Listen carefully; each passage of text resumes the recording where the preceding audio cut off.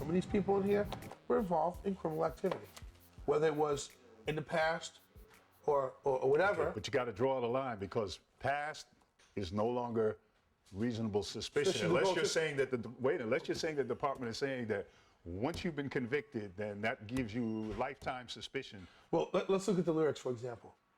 If you make lyrics that say "fuck the police" or "cop killer," you don't think the police are going to respond to that? Of course. What do police have a right to do once they hear those lyrics? I'm not saying they're going to go out and just arrest you because you said lyrics. Well, what will they do? They probably said, well, this guy's saying "fuck the cops," so he's out there, he hates cops. So So because of that, we're going to do what? Pay attention to the lyrics. Okay, so pay attention means what? Play the CD, listen to it, enjoy it. And listen to his lyrics. Okay, and that's it. But right. But will they say, but you can't do anything to that person? No, because his lyrics. No, of course not. You can't do anything to him. So when you were saying respond, you're talking about officers who are acting outside of what they're supposed to. How about Who Shot Rudy?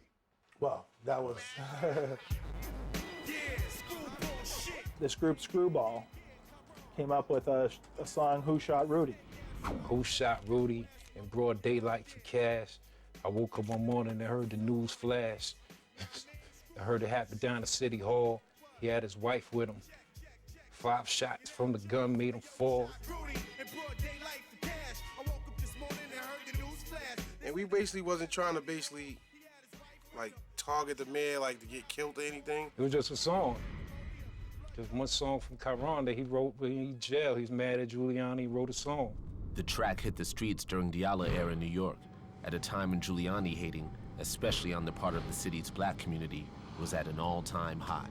One day I came into work and I got a memo from my boss that I had to go out to Queens, Lawrence, because they were going to pick up Screwball, one of the members of the group.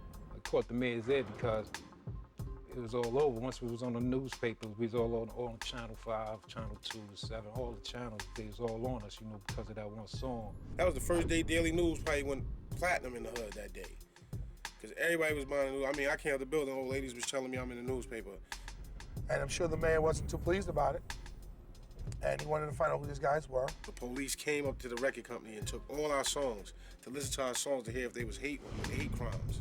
And the reason we did the check on them was because of their lyrics, the music, and we did a background check and it revealed one of them had an open warrant. The person who wrote the song, Chiron, he had a PO, and his PO told him that his superior told him to go through his record with a fine-tooth comb. One of the treatments that this guy got was the silent treatment after that. He got picked up by the police. He got arrested for a drug case that was later dismissed. Then he got arrested, I think, for another drug case that was also dismissed. He didn't appear in court, and a bench warrant gets issued. And actually, when he got the warrant, he's just going to be brought in front of a judge. The judge is going to make him pay the fine or whatever, and then release him. We didn't anticipate that big response behind that. Nah. We're sorry we said these bad things about Giuliani, and tell him that it was just meant to sell records, The police talking to us on the siren and flicking the lights. Screwball, hey, what's up? They was on me, hard, so throwing me in a van, driving me around for hours. But as I told the guy, you can't just go out here and scream against the mayor and then have a warrant, an open warrant. And so at what point are they looking at him just because they're pissed off at what they're writing, and at what point are they looking at him because it's legitimate to go out and arrest a guy who's got an open probation warrant? It's coming that he said something against Giuliani, and of course it wasn't appreciated. That's really where he got picked up. Others could tell you, well, he had an open warrant on him, and that's how we picked him up.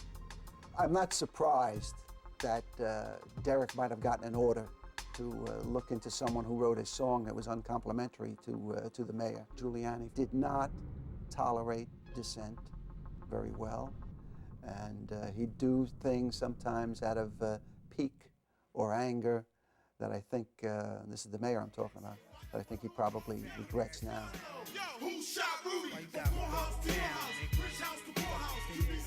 That was a bad song for those guys to make. Okay, did they have a right to make it? Yeah, they did. Okay, did they have a right to be arrested because they made the song? No, they didn't, but they got arrested because they had a warrant. Did they have a right to be investigated because they made the song? They probably shouldn't. I'm giving you my opinion now. To me, I wouldn't have made a big deal of it, but someone did. Do you think the mayor and somebody didn't hear, like, who shot Rudy because it was getting all this publicity in the paper? You don't think the mayor opens up the Daily News and the Post and say, who shot Rudy? Who's this guy, you know? You don't think people are saying, like, these guys out here making a song about fuck Giuliani and this and that, they're going to shoot him? Well, what happened in a case like that? Are these guys really going to shoot Rudy Giuliani? I don't know. Maybe his thinking is that these guys are looking to shoot you, Mr. Mayor. You know what I'm saying? You're being arrested because you criticized the mayor, right. And as a result, we put a lot of power to somebody who could have been investigating some serious rap murders and crime, and you had to take time away to do all this. The whole story for us is that, once again, it's something that somebody said, and that's also driven a lot of the attitude towards the rap industry, is that the things that they say and the way that they carry themselves has taken it far beyond the criminal activity that may be associated with some of the members. Okay, you wouldn't have to have police policing the rap community if there wasn't violence. Every time you turn around, and I'm not saying in all cases, but you have these problems that just creep up, they just reoccur, time after again. Whether it's in LA or it's in New York, these problems creep up. So the police departments are gonna pay attention to this. The Screwball case is only one scenario in which Rap Intel looks suspicious.